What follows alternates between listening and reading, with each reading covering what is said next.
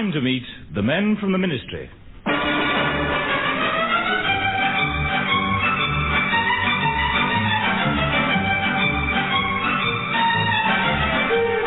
We're about to strike more low notes in high places with Norma Ronald, Ronald Baddiley, John Graham, and the men from the Ministry, Richard Murdoch and Deryck Guyler.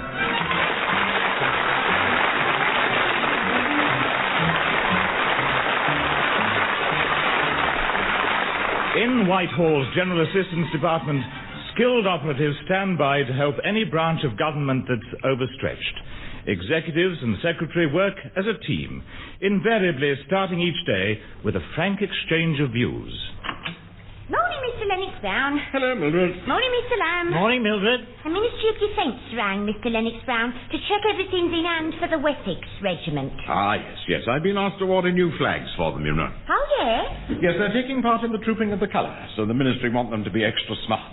They're to have new flags decorated with their motto, ready for anything. By the way, sir, Mr. Crawley from the office next door wants to see you. Oh, Creepy Crawley. Oh, I think that man's a pain in the neck. And some people have a lower opinion of him. Mr. Crawley's all right, man. He's just rather unworldly. You mean he's like nothing on earth? Oh, well, you better show him in, Mildred, I suppose. Righty-ho, sir. Yep. Come in, Mr. Crawley. Oh, thank you, Mildred. Hello, Mr. Crawley. What can we do for you? Well, I just popped in to borrow some what's-his-names. You mean paper clips? Yes, that's what I said. What's-his-names? My brace is snapped, you see, and I'm finding it hard to keep up appearances. How are you managing at the moment? Well, all I could find in my office was lots of red tape. I've tied it round my what's-his-names. I think it's not very comfortable. Yeah, I can imagine. But here are some paper clips. Oh, thank you, Mr. Lamb. You're a real pal. I expect you're busy as usual. Yes, we're working for the Ministry of Defence. I'm ordering some tropical nightwear for army units in the Far East. Oh, very interesting. I'm just off to give my order to the Ministry buyers. Shall I take yours, ma'am? Oh, thank you, too, yes. And give my regards to Mr. Cannon. He's not there. He went off suddenly. See you later on. Bye, Mr. Crawley. Well, now, I mustn't detain you, Mr. Crawley. I'm sure you've lots to do in your own office. Oh, not at all, Mr. Lennox Brown. I'm not busy these days. Just sitting around on your what's-his-name, eh? That's right. Or if I want a bit of excitement, I sharpen all the pencils both ends. Well, you'll have to excuse me. I have some phone calls to make. Yeah, well, you carry on. Don't mind me. My phone calls are of a personal and confidential nature, Mr. Crawley. Oh, I see. You'd rather I wasn't here. Oh, well, I can take a hint, Mr. Lennox Brown. I don't need the roof to fall on me. Pity. I'll go and see what I can do with these paper clips. Perhaps if I stick them in my what's-his-name. An excellent idea. And next time you pass my office, I'll appreciate it. Now then, Soho 2-4... yes, dreadful fella. Sort of chap who goes to bed in his socks. Drops in to pass the time of day, and he's passed about half of it before you get rid of him. Oh, hello. Is that Mademoiselle Claudette? Yes, that's right, it's me, yes. Well, just checking on our 3 o'clock date. Yes, good. I'm looking forward to it, yes. But we'll have to finish by 5, or my wife will wonder why I'm late and get suspicious. Well, yes, it's half an hour from Soho to the station, you see. Yes, good. See you later. Well, now I think I'd better have a little rest. Build up the strength for this afternoon. Excuse me, sir, but I just happened to overhear your phone call on my extension. Oh, dear. Did you, Mildred? Don't think I'm eavesdropping, mind, but I couldn't help hearing you with this woman in Soho. Oh, Mr. Lennox Brown, how could you? Yeah, but, Mildred, She's a scarlet woman, isn't she? A Soho trumpet. Leading you astray with her fancy foreign ways. You, who I've always looked up to as someone special. Thank you, Mildred. And I know how your wife trusts you and loves you. She spent months knitting that tartan sock for your silver wedding. Mildred, just listen. I mean, I've always thought of you as a buzz carrying on with naughty ladies. And past it and all. Mildred, be quiet and listen. My phone call was a perfectly innocent one, though I must say I wanted to keep it quiet in case people laughed at me. Laugh at you? Oh, now I wouldn't laugh at you, sir, now would I? Well, I was phoning Mademoiselle Claudette because she's giving me lessons in ballroom dance. Ballroom dancing? You? Mildred, a little decorum, please. My Thursday afternoon lessons are a great success. What's the idea, sir? Well, the idea is, Mildred, that my wife is now president of our local ladies' bowling club, and we're going to have a ball. Yeah, I bet. My wife and I will be required to lead the dancing, so to give her a pleasant surprise, I'm polishing up my prowess. Oh, I'm sorry I led to the wrong confusion, sir. Yes, well, you can make amends by keeping quiet about this, because you see it's a private matter. Well, of course, sir.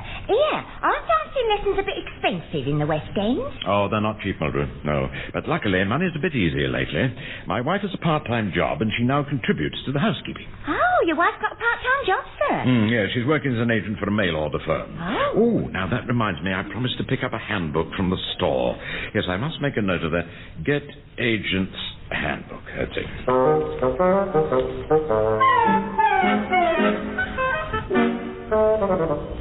Wonderful day for the trooping of the colour one. Oh, yes, indeed. Yes, those new flags I ordered must have looked splendid in the sunshine. New flags? Well, you remember, for the Wessex Regiment.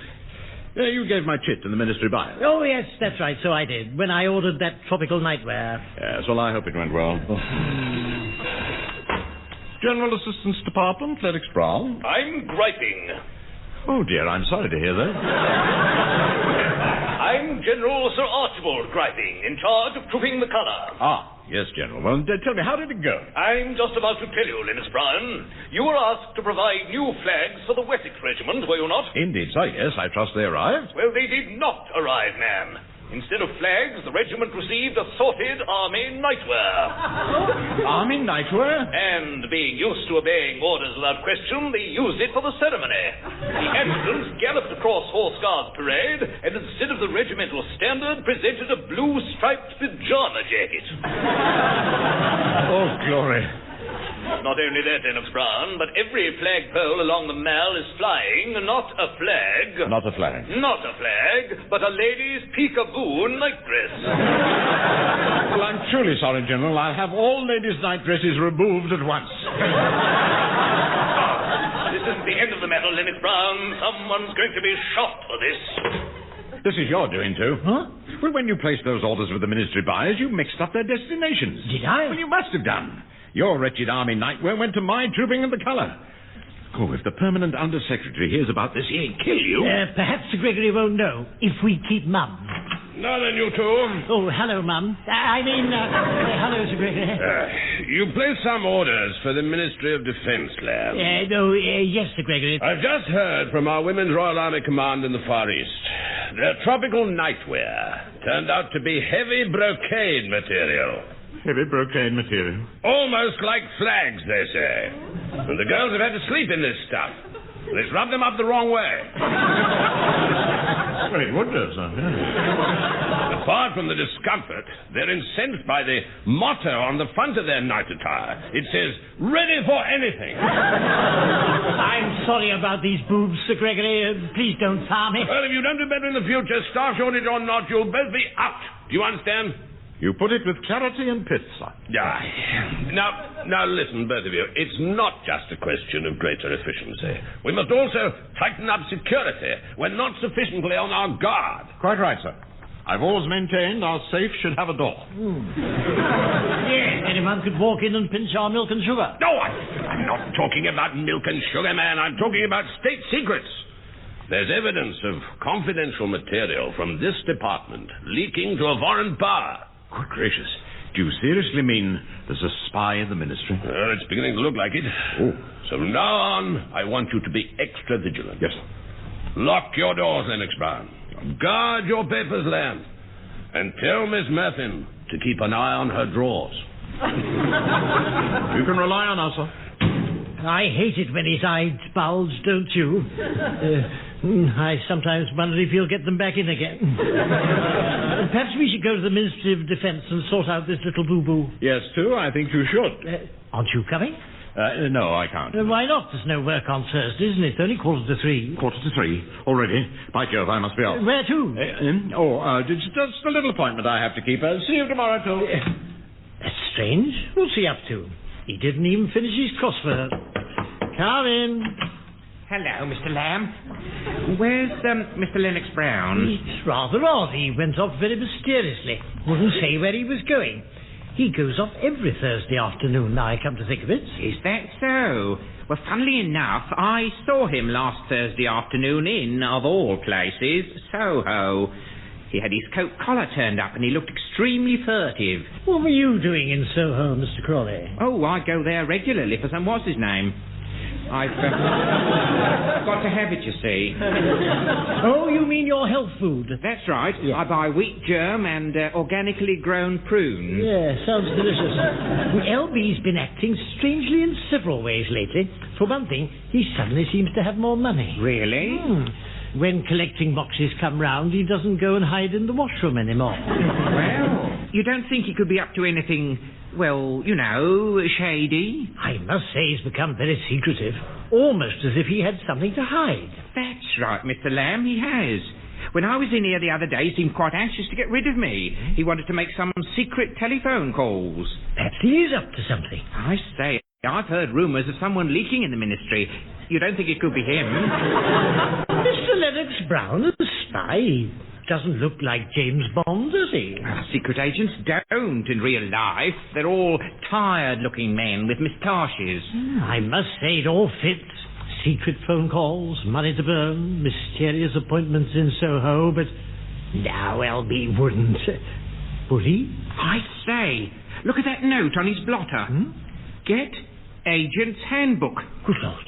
He's not just an agent, he's getting a book to make him a better one. I can hardly believe it.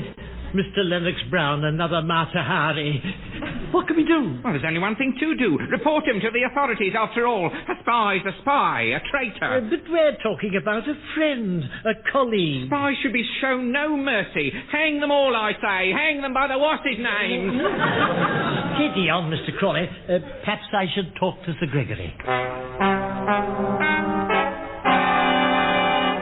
What the blazes do you want, Lamb? Could I have a word with you, Sir Gregory? If you want to rise, you know what the answer is, don't you? No? Exactly. It's a splendid office you have, sir. Wall-to-wall desk and 2 cocktail cabinets. Well, 3 if you count the one built into the colour TV. Top executives have to be taken care of, you know. Well, get to the point, Lamb. I've a massage in 20 minutes. Oh, I wondered what the couch was for. Well, it's basically for my secretary. Nice girl. Failed the typing test, but passed the physical. Well, what is it you came here to say, man? Sir Gregory, you said there's a spy in the building, and I think I've discovered the guilty man. You have? Good Lord, who is it? I hate to say this, Sir Gregory, but Mr. Crawley and I believe it's Mr. Lennox Brown. Lennox Brown? By George, have you proof of this? No actual proof, sir, but lots of incriminating evidence. Yes, it could be Lennox Brown, you know. I've been wondering for a long time where his loyalties lay. I saw him eating red cabbage the other day. And he started parting his hair on the left. Well, obviously, all these years of bungling weren't years of bungling. It was carefully planned disruption and sabotage. What are you going to do, Sir Gregory? We mustn't arouse Lennox Brown's suspicions. They can be cunning, dangerous devils, these traitors. They're dangerous? Not Mr. Lennox Brown, surely. Oh, don't be misled by that meek appearance. Something about him reminds me of Hitler. Now, we mustn't swoop too soon. But don't let him see any secret documents. Right, Sir Gregory. Watch him like a lynx and note down everything he says. Everything? Everything. I'll speak to MI5. When they've decided what's to be done, you'll come here and we'll talk again. Yes, Sir Gregory. Now, to summon you without arousing Lennox Brown's suspicions, I shall come to your office and give you a message in code. I shall say, I have strange forebodings. You'll say, I have strange forebodings. And you will show you've understood by saying, there's something in the wind. There's something in the wind. Yes. That will be your signal to come to my office and talk.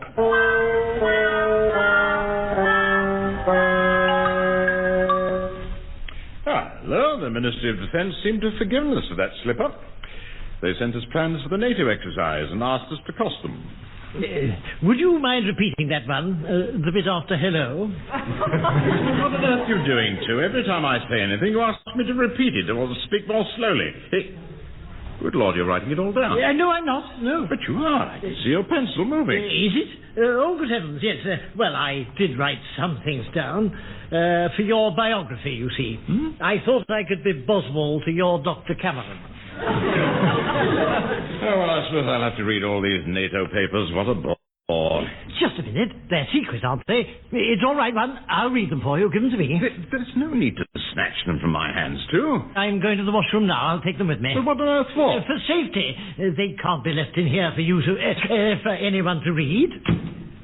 Good grief. What on earth's the matter with him? Is he coming up to the full moon again? Mr. Lamb just shot through my office like a thing possessed. Whatever's going on? I've no idea, Mildred. He's been very odd today. But he's been watching me all morning, and he keeps writing in his notebook. He was quite determined to get hold of those secret NATO papers. Secret papers? Do you remember what Sir Gregory said about security leaks? Could Mr. Lamb be involved, do you think? Mr. Lamb? Mildred, don't make me laugh. Mr. Lamb hasn't got the brain for that sort of thing. Well, what about that film on telly last Saturday? There was this man who pretended to be half stupid and half-witted, and all the time he was head of a spy network. Yes, it's a thought, I suppose. Tell you what, we'd both better keep an eye on Mr. Lamb, try and find out what he's up to. Yes, now I must be off. Oh, yes, your dancing lesson this afternoon, isn't it? Yes, now I hope you haven't told anyone. Oh, no, sir. No, I've been the soul of indiscretion. How's it all going? Oh, splendidly. Yes, we're on to some of the latest dances, including the Lancers and the military two-step.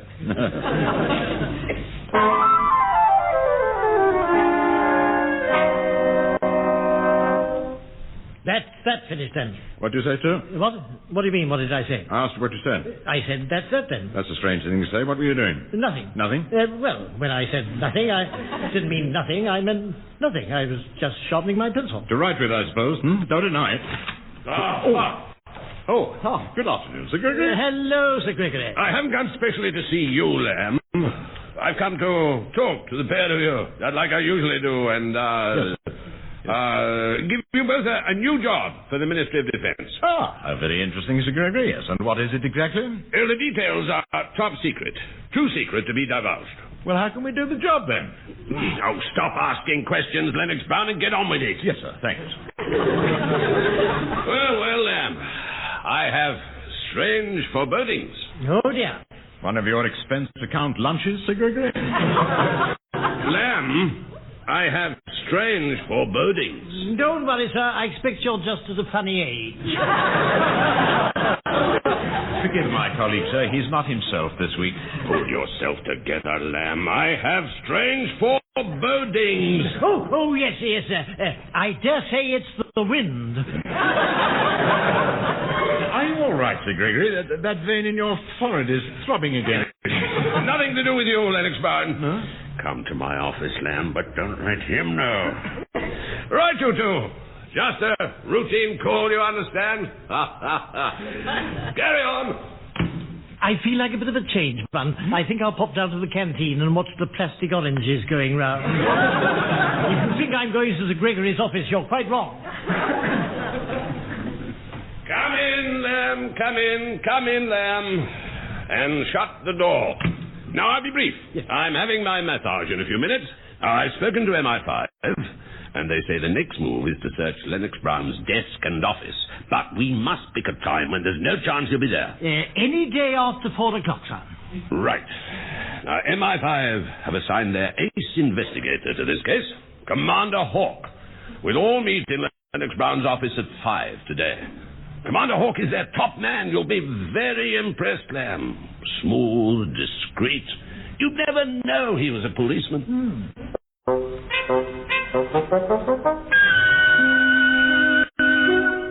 Hello. This is Lennox Brown's desk, eh? Ah, a shrewd piece of deduction, Commander Hawke. Let's have a look in these drawers, then. I've a hammer and chisel here. We'll soon force them open. There's no need to. They're not locked. Now then. We'll do things my way, if you don't mind, sir. Ah, well done, Commander. I think you'll find enough evidence there to put Lennox Brown away for 30 years. Oh, dear, will it come to that? What have we here? In the first drawer, one piece of chewing gum, used by a man with national health teeth. One pair of slippers, 2 pots of marmalade, and a copy of Big Girl Pictorial. I'd better look into this. Look, Commander, there are some notes at the back of the drawer. Hello. What's this then? It says, detailed movements of the Lancers. Great Scott! They're one of our crack regiments, aren't they? And now their movements are betrayed to the enemy. Hello, there's more. Full particulars of the military. Second step. You see, the first lot have gone already. And what's that scrawled at the bottom? Yes? Check with Mademoiselle Claudette, 3 p.m. Thursday. By thunder, I might have known he's got a female accomplice. Mademoiselle Claudette. Could be a continental type. Perhaps her address is at the back. Oh, we shouldn't look at his diary, should we? It's private. Oh, nonsense, Lamb. This is a matter of national security. Here we are. Mademoiselle Claudette, 14 Soho Street. We got him. If he's seeing her on Thursday, we can catch him in the act. That's tomorrow. We'll punch at 1500 hours. No, better still. 3 o'clock. I've better fix up a squad of police, sir. I'll be in touch. I feel so disloyal after all these years. Think of it. His life ruined, his career wrecked, his job gone. I suppose you want me to take over as head of this office. Oh, well, there'll be rich rewards for all of us. There could even be something for this in the New Year's honours list. Oh, Sir Richard Lamb. That'd look good on my library ticket. Not for you, Lamb. Not for you, for me. I've masterminded this whole operation. Oh, dear. Was I right to help them? If I get his job, I'd get an extra 38p a week, but will I be able to live with myself? Perhaps I should warn him. It's this woman that's caused all the trouble. This beautiful, brazen Mademoiselle Claudette.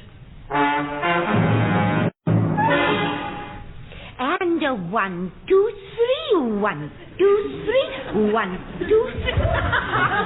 Oh, dear, what am I going to do with you, Mr. Lennox Brown? Well, I'm very sorry, Mademoiselle Claudette. I realize I'm no Fred Astaire. I said last week you had 2 left feet, but this week you seem to have 3. Well, I'm afraid there's something on my mind today. Oh, dear, it's not that awful assistant you told me about, Sir Gregory Pitkin. No, this is another of my juniors, Richard Lamb. No, I'm afraid he's fallen into evil ways. I believe he's responsible for a leak at the ministry. One, I had to see you. Good heavens, it's you two. How did you find me here? No time to explain. MI5 have got onto it, and Sir Gregory knows, and because of the leak, we had to force open your drawers, and it all came out. And when they saw about the woman and the Lancers, they decided to pounce, but I don't want their mouldy 38p. What are you talking about? Have you come for the Scottish country dancing? It's about this spy business. It's all out in the open. Oh, I see. So I was right. How did you get caught up in this, too? I did what I thought was right. One of those, eh? Well, what are we going to do about it? There's not a moment to lose. I've got a pair of dark glasses here, a ticket to South America, and a nun's habit. I see. Oh, well, I mean, I won't stop you two. I mean, you go ahead. Thanks very much. I'll send you a card when I... What? What do you mean? I bought these for you. Me? Well, why on earth would I want to go to South America? Place is full of foreigners. No, I'm sorry, too. No, when you flee the country, you flee alone. Lennox Brown! So, caught in the act. Sir Cricket, you're here as well. What are you doing here, Lamb? Oh, by George, I see it all now. You're both in this together. I can explain, Sir Gregory. Come on, the Hawk. Arrest them both. Get the handcuffs. Have you come for the Scottish country dancing? Don't you try to seduce me, madam, with your blatant invitations. On second thoughts, too, we'd both better flee. Quick, down the fire escape. Stop them. They're getting away. Mr. Lennox Brown, come back. You haven't paid for your lesson yet.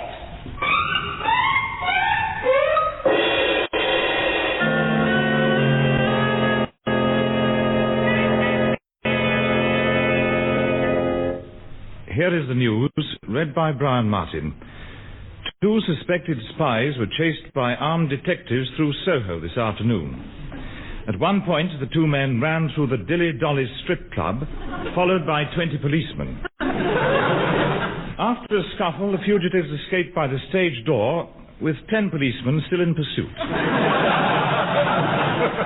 Later, the men were trapped in the backyard of a restaurant, but escaped by sliding down the rubbish chute. And we've just heard that the two foreign agents have been arrested in the Isle of Wight.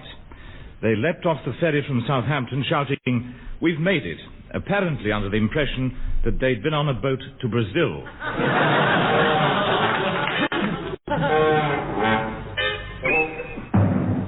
You pair of half-witted, bungling nincompoops, causing all this fuss and bother. I do assure you we're innocent.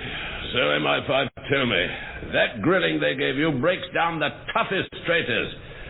In your case, it broke down the MI5 men. So at least you know we're not spies. Well, if you're not, who is? We still haven't traced that security leak. There's still someone in this ministry letting information through to the other side. Now, that someone has got to be ruthlessly exposed and heavily punished. Evening paper, Mr. Lennox Brown. Oh, thank you, Mildred. Put it on the desk. Pardon me for protruding, sir. But look at this girl's photo on the front page. What? Isn't that the girl I've seen going to your office every week? Oh, yes, that's my masseuse, Miss Pat Freely. She keeps me fit and trebular. Yeah, well, according to this, sir, that's not a name at all. Her real name is Tanya Idoff. Jove, it says in the paper she's been expelled from the country. They found she's an enemy agent employed by the Latvian government. What? See what the paper says, then. She's been posing as a masseuse to elderly and gullible government officials. What? She pretended to give them a massage, and when her clients were stretched out, she photographed their portfolios. That means she's snapped your documents, Sir Gregory. It's you that's been leaking information. What will you do, sir? You said the culprit should be ruthlessly exposed. Well, on second thoughts, none of those papers were really vital. The girl's been expelled, so there's an end to it. There's no sense raking up the past. Now, let's all stroll along to my office and have a few brandies.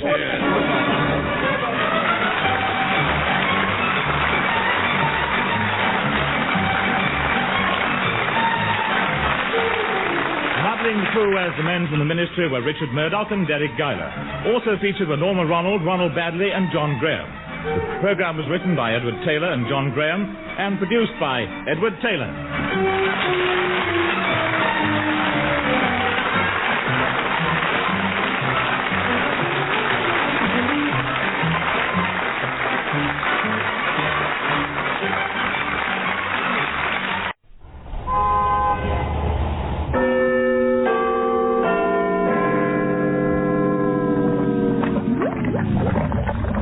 Time to meet the men from the ministry.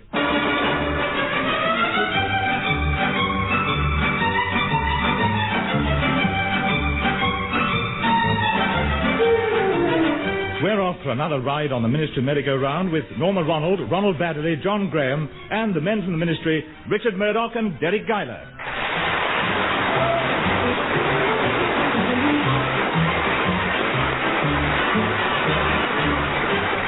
In Whitehall's General Assistance Office, a dedicated team stand by to help any government department that's overloaded. These are skilled executives, able to face every sort of problem and give a quick and decisive answer. Another cup of tea, Mr. Lamb? Yes, I might as well. On the other hand, maybe I won't. I find if I drink too much tea in the morning, it spoils my elevenses. Any post today, Mildred? Yes, just one letter, sir. Yes, for me or for Mr. Lamb? Well, I can't read the name and address. The post office have stamped a slogan right across it. Slogan? What does it say? Address your letters clearly. Oh, it looks like official business. You better deal with it, too. Why me? I answered a letter yesterday. I was hoping to have a rest today. Good Lord, what's happened to your energy? I mean, where's your get up and go? Afraid it got up and went. So haven't you any ambition in life? I say, one, this letter's from the Air Ministry. They want us to order more Spitfires to help win the Battle of Britain. Oh, well, put it in hand right away and then we get... What? Battle of Britain? Yeah, the post is slow these days, isn't it? You know, it's a living scandal bundle, the post gets slower and the costs get higher. I don't know where it's all leading to. The government's aware of the problem, Mildred. Next time postal charges go up, people will be able to buy their stamps on HP. Well, it's a blooming menace, I call it. Oh, and talking of blooming menaces, the permanent undersecretary said he was coming to see you this morning. Well, Sir Gregory? Oh, yes. Well, I suppose it had to happen. He hasn't bothered us for a couple of weeks, has he? I hear he's been too busy with his new blonde secretary. Yeah, she's in his office all day, taking things down. She says he ends every sentence with a proposition. Well, I wonder what the old goat wants with us. Now then, I want a word with you two. Tea? No, thanks, Sir Gregory. We just had a pot. Oh, good morning, Sir Gregory. Flattery will get you nowhere, Lennox Bard. Now, pay attention, all of you. I have a task for this department. I've just had a meeting with the director of the post office. Indeed, sir, yes. They feel they have a bad image at the moment. And we are required to improve it, sir? That and other things. Many points need tightening up. For a start, more people must use their post offices. Many of them run at a loss, especially in London. It's different in the country, sir. My Aunt Primrose runs the village post office at Nether Stropping, and she turns over a tremendous amount. Your family's habits are no concern of mine, though. Our brief is to boost business in London's post offices and to improve the collection of monies, TV licenses, dog licenses, and so on. We shall give the whole matter our most earnest attention. Perhaps some new slogans might help, sir. Well, it's possible, yes. Yeah, I mean something like, the postman trudges round the block to cheer the wives with his postman's knock. Or, more simply, make the most of your postman. I'll leave the details to you. Yes. Now, I want you to make a success of this. Lord Stilton himself is interested in the project. Ooh, Lord Stilton. I want things done properly, without delay and without any slip-ups. Yes. Now, get on with it. Well, sir, we'd better think about the post office. Why don't we get them to put hard covers on their telephone directories? What on earth for? Well, they'd be much better for propping our windows open. Oh. Well, the phone surface certainly needs some thought. How's this for a slogan, ma'am? If in difficulties, consult the operator. Good thinking, sir. Thank you. Yes. That should go on the front of the phone book. Oh, I've all sorts of ideas. I want a word with you, Pitkin. By Jove, Lord Stilton. Oh, good morning, sir. Flattery will get you nowhere, Pitkin. Quite so, sir. Stand up straight, take your hands out of your pockets. No, certainly, sir. Now, what the blazes has your department been doing, huh? Your staff have come up with the most idiotic schemes for modernizing the post office. Oh, good gracious, sir. Let me pour you a brandy. You can't get out of it that way, Pitkin. Make it a double while you're at it. Of course, sir. The postmaster of one of our biggest West End post offices tells me he had orders to bring his place into line with country post offices. In what way, sir? Post offices all over London are now selling cooked ham, biscuits, and paraffin. Good grief. Some absurd idea about making a profit. No, but that's nothing. To attract more customers, young female counter clerks have been instructed to appear topless. Good Lord. Where? Above the waist, of course. Topless counter clerks. I must go and investigate at once. Stay where you are, man. Stay where you are and listen. In most post offices, queues are twice as long as usual. Yes, I can imagine. So your people have installed postal staff as buskers to entertain them. Buskers? In the Leicester Square post office, 3 postmen are singing Return to Sender and playing with spoons. Oh, I'm appalled, Lord Stilton. Lennox, Brown and Lamb are responsible for this. Lennox, Brown and Lamb? They're the two you've suggested for the mailbag experiment. Yes, sir. I'm afraid no one else is free. Good grief. They won't bungle that, will they? Huh? By the time I finish with them, they'll never bungle anything again. They won't have the strength. This mailbag experiment's extremely important. If anything goes wrong, I'll hold you responsible. All the crass stupidity. The whole scheme was ill-judged, brainless, and utterly idiotic. Does that mean you're not pleased, Sir Gregory? I'm furious, Lamb, and I'm not the only one. Lord Stilton's so angry he could scarcely finish his 9th brandy.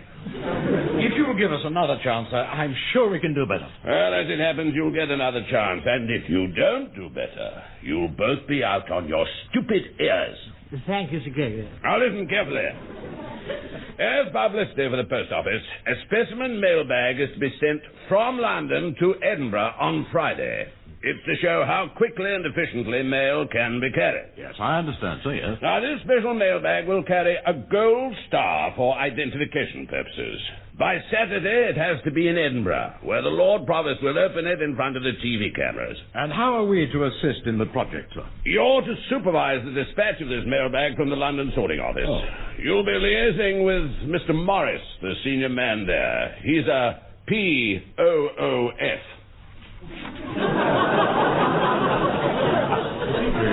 Yes, Post Office Organizer, Facilities. Now, between you, you're to see that this mailbag is dispatched in good time and in good order. Yes. Fortunately, I'm told he's extremely able and bright. A first-class brain.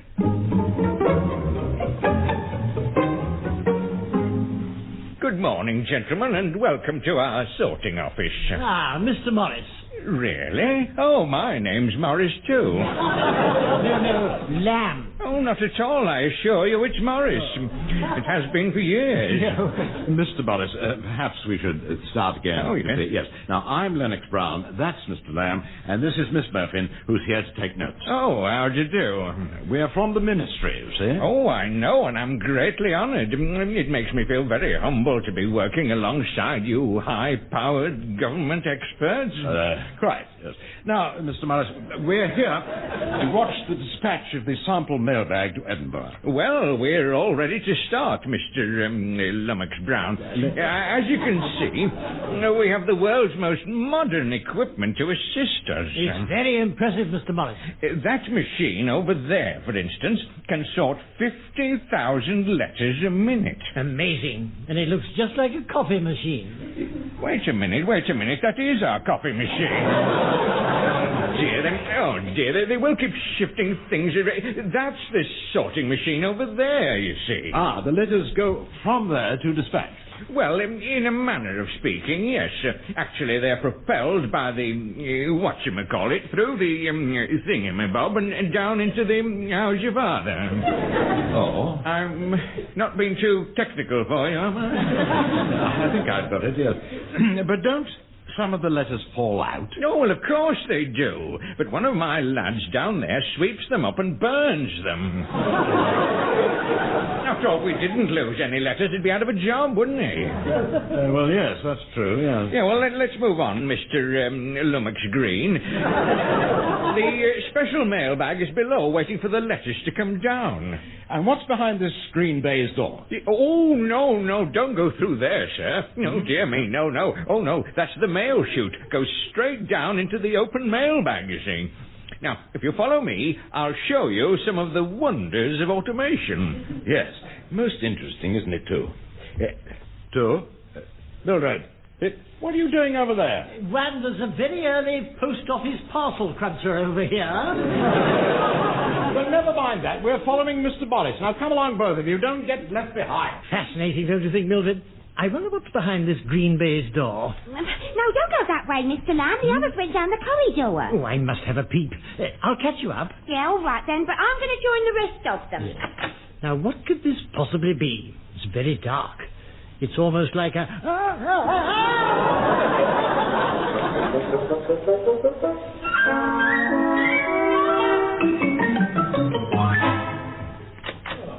No, Mr. Lamb's not here, Mildred. Well, if he didn't come back to the office, I can't think where he's got to. Very odd, wandering off like that. I suppose he got bored with the sorting office and went straight off to lunch. Yeah, still, we got the mail on the move, didn't we? Marvellous, you know, how that gadget seals the mailbag as soon as something has come down the chute. Yeah, and the way that machine pummels the bag into shape and hurls it into the loading bay. Yeah, it's lucky it's only paper in there. Not anything breakable. Oh, dear, where is Mr. Lamb? I must say he's gone down in my estimation. Well, the last time I saw him, he was going through the green baize door. Oh, yes, well, if he... What? The green baize door? He didn't go through there? Well, he was going to, sir. But that's the mail chute. He could have gone straight down into the mailbag. Oh, surely not, sir. I mean, I know he can be daft, but not blooming daft. Yes, you're right, Mildred. It's too ridiculous, then. Hello, Lennox Brown speaking. Post Office Sorting Department. Horace Morris here. Oh, yes, Mr. Morris, yes. I'm sorry to trouble you, sir, but we've just found your colleague's bowler hat in our conveyor belt. Good grief. And not only that, his brolly's where the Gold Star mailbag was. Yes. Well, perhaps you'd be kind enough to post my colleague's belongings back to this office. Oh, no, I'll send them by messenger. You know how unreliable the post is. Mr. Lamb's done it, Mildred. Hey? Yes, he fell down the chute into the mailbag. The special one with the gold star on it. But that's awful, sir. That bag's on its way to Edinburgh. We must tell British Rail. Have them rip it open. Now, Mildred, we mustn't be hasty. If we did that, everyone would know we'd made a bloomer. Sir Gregory said one more, and you're out. Sir Gregory's sure to find out, and then you'll get the sack. Oh, by Jove, you're right, Mildred. Yes, we must help Mr. Lamb. Yeah. Well, let's get down to King's Cross Station. Maybe the bag hasn't left yet. Right.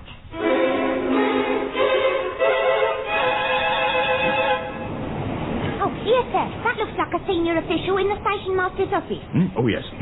Excuse me, but I'd like to ask you something. It's a matter of urgency. Down the platform, third door on the left.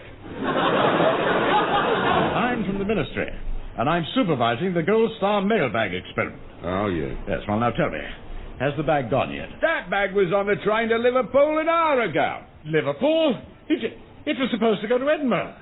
Whoa, that's not far from Liverpool. Of course it's far from Liverpool. Whoa, nobody tells me nothing. Mildred, we must get after that bag at once. We'll have to go to Liverpool. Here, there's a train for Liverpool in 5 minutes. Remember, it's quicker by rail.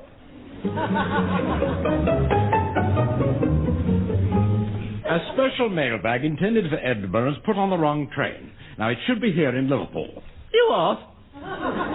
Look, you've got a mailbag that should be on its way to Edinburgh. British Rail have bungled. That's not fair. We've no mailbags here, so there. Are you sure? Of course I'm sure. We're not daft, you know, just because we talk daft.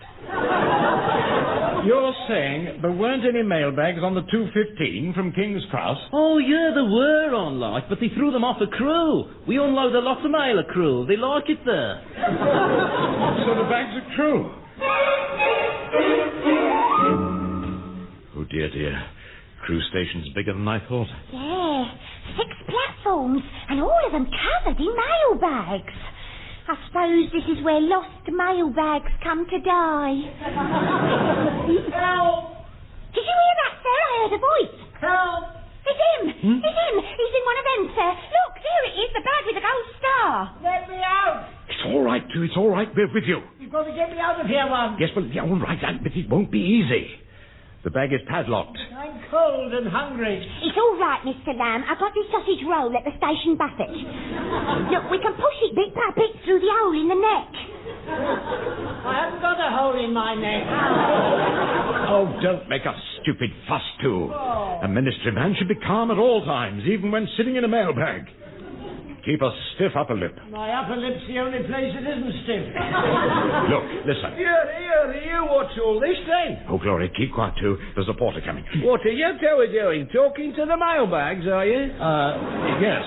Well, no, of course not. No, it's all right. This gentleman's me dad, and we were train spotting. Weren't we, Mr. Lennox Brown? Yes, right. Yes. Oh, well, keep away from the mailbags then. They're nothing to do with you. Hey, come on, Harold. Get these mailbags on the train. They've got to get to Southampton. Southampton? Yes. Just a moment, my good man. Don't you mean Edinburgh? Here, are you trying to tell me my job? Now, here you are, Harold. This one will fit on the trolley if you shove it on upside down. That's the one Mr. Lamb's in, sir. Stop him. Well, how can I? A ministry man can't get involved in a brawl with a porter. Especially one who's bigger than he is. Well, we've had it now, haven't we? By no means, Mildred. Now, listen. I had the presence of mind to detach this gold star from the sack while that uncouth fellow was talking. Well, how does that help? There are still some mailbags down the other end of the platform. If we stick this star on one of them and put it on a train to Edinburgh, the Lord Provost can still get a gold star sack by tomorrow. That's brilliant, sir. But what about poor Mr. Lamb being sent to Southampton? Well, it's not all that far away. He always said he liked to travel.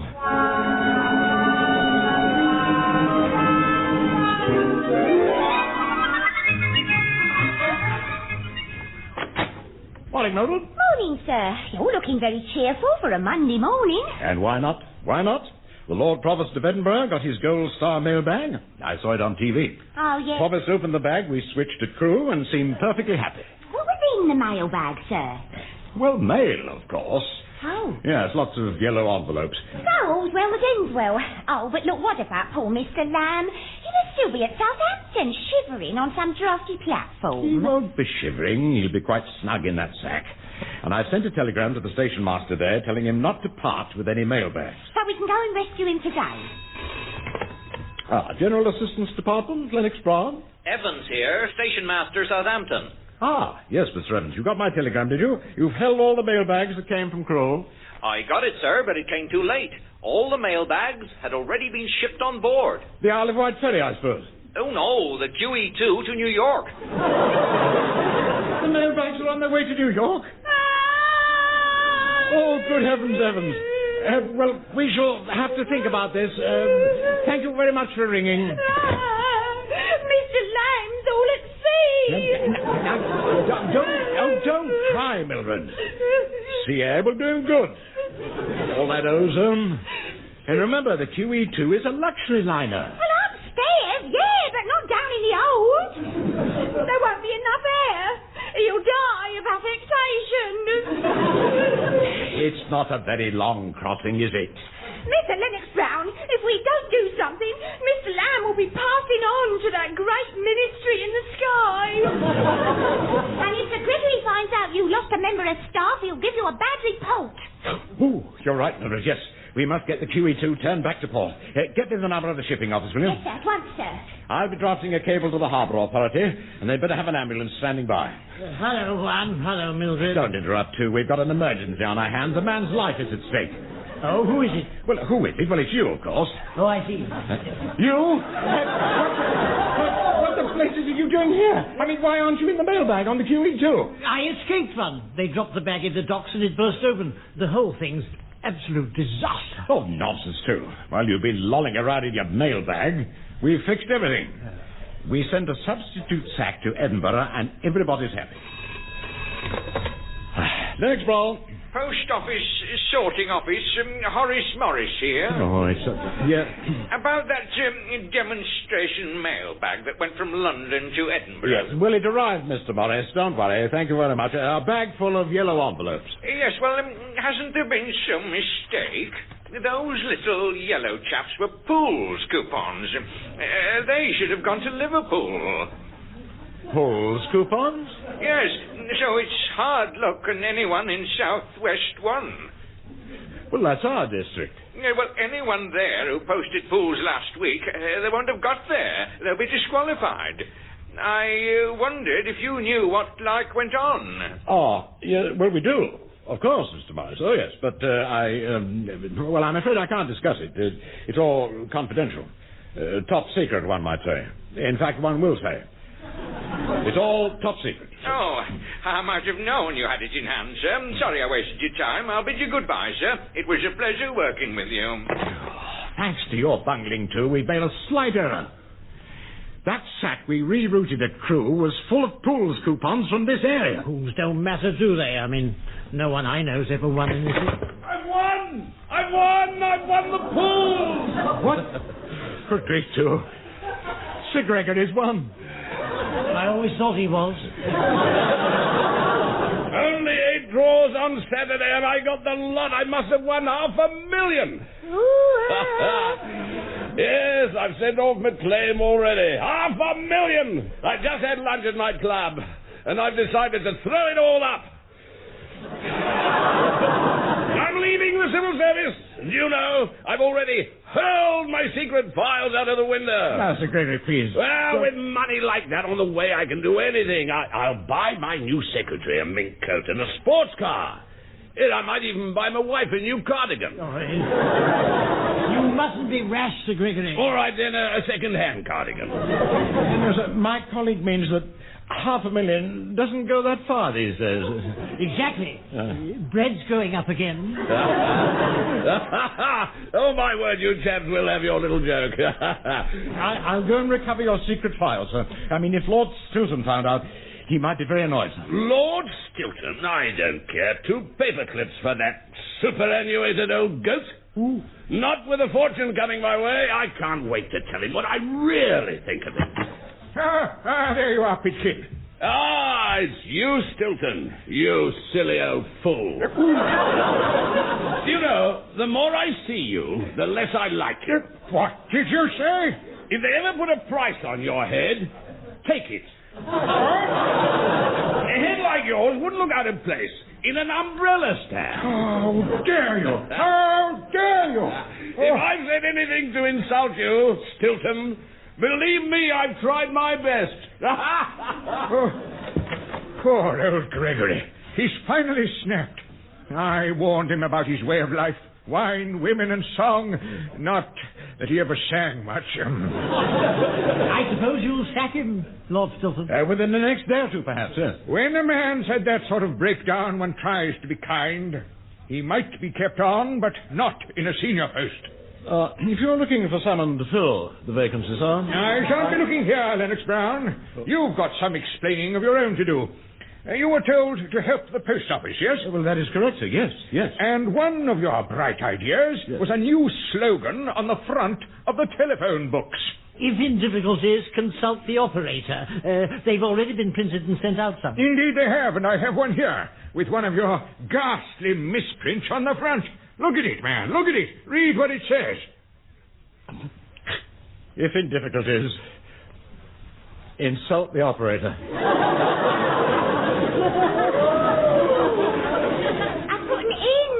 Have had a ton. The operators won't like it, will they? They don't like it, Lamb. They've had abuse the whole weekend, and now they're coming out on strike. You've brought this country's telephone service to a halt.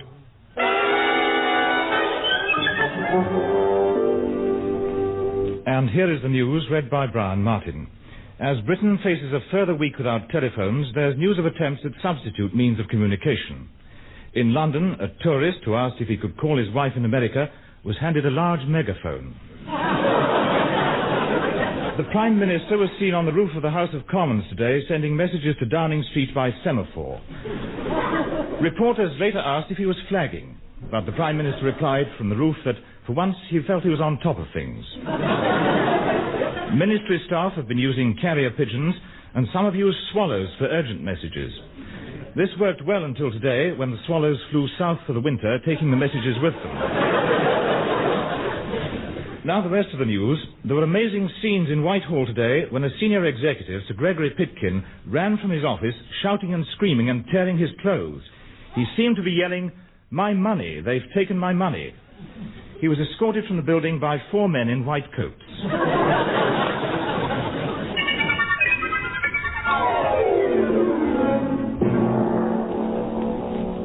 Thank heavens the operators are back at work. I never appreciated the phone till we had to do without it. Well, luckily that seems to be the general reaction. Well, I saw Lord Stilton just now, too, and he almost gave me a smile. Said the whole thing was excellent public relations. What news of Sir Gregory? Well, apparently he's allowed out again. I gather Lord Stilton's having him back, but in some more junior job, you know. Any post today, Mildred? No, not yet, sir. Seems as the new office messenger doesn't quite know his way round. Ah, this will be him now, yes. Come in. Here's your mail. Blimey, it's Sir Gregory. Good Lord. Just put it in the in tray, would you, Pitkin? Well, that uniform quite suits you, Pitkin. I dare say in time you might even grow into it. Oh! I don't care if I am just the messenger. I'm going to teach you a lesson. No, Please.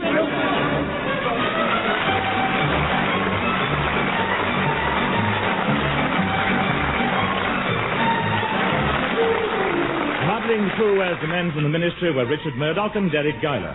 Also featured were Norma, Ronald Baddiley and John Graham. The programme was written by Edward Taylor and John Graham and produced by Edward Taylor.